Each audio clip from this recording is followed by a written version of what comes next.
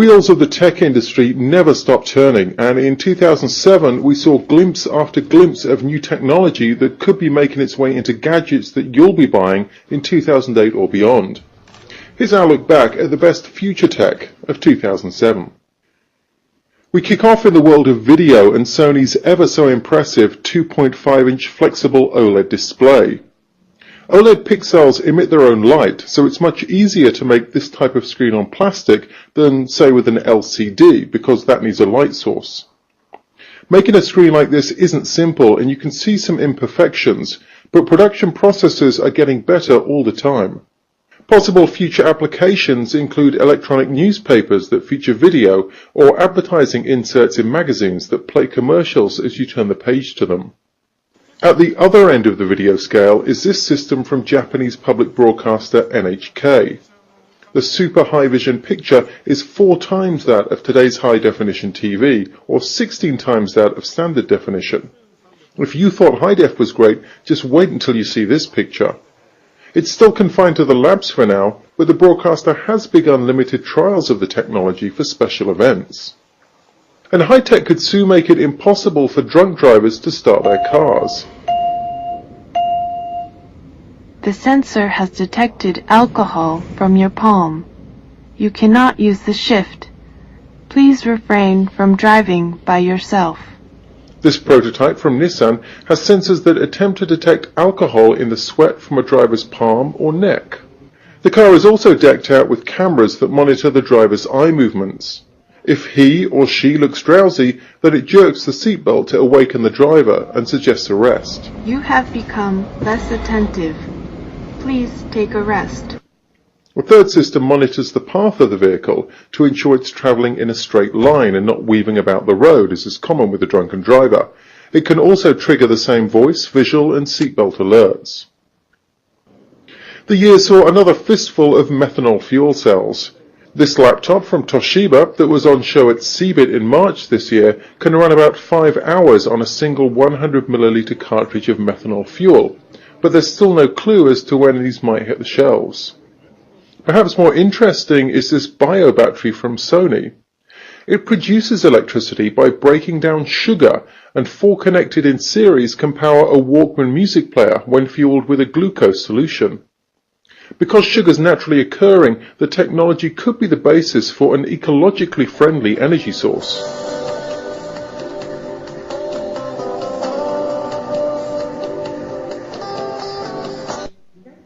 It's been another big year for robotic technology.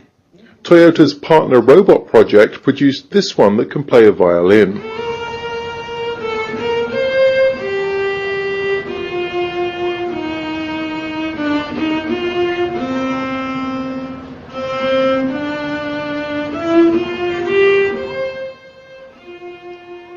The amount of control needed to do this is quite high, and the bot can even use its fingers to produce a tremolo effect.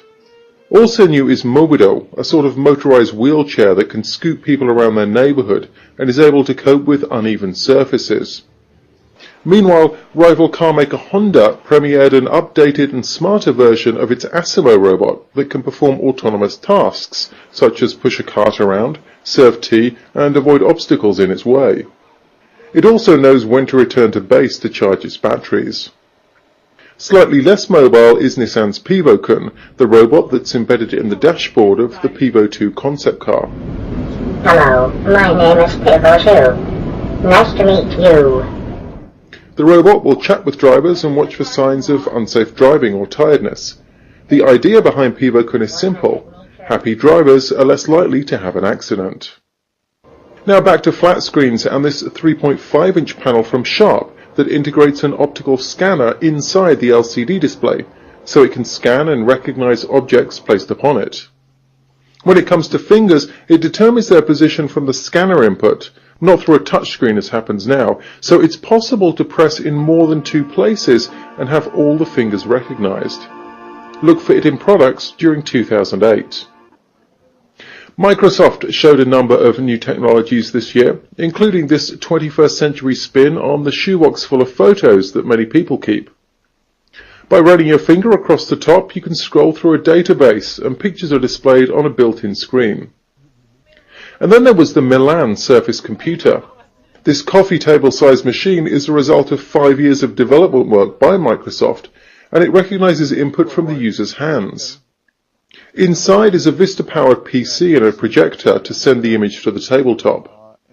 It should appear in 2008, but first customers for Milan, which will cost somewhere between $5,000 and $10,000 will be corporate clients, including the Harrah's and Starwood hotel operators and T-Mobile USA.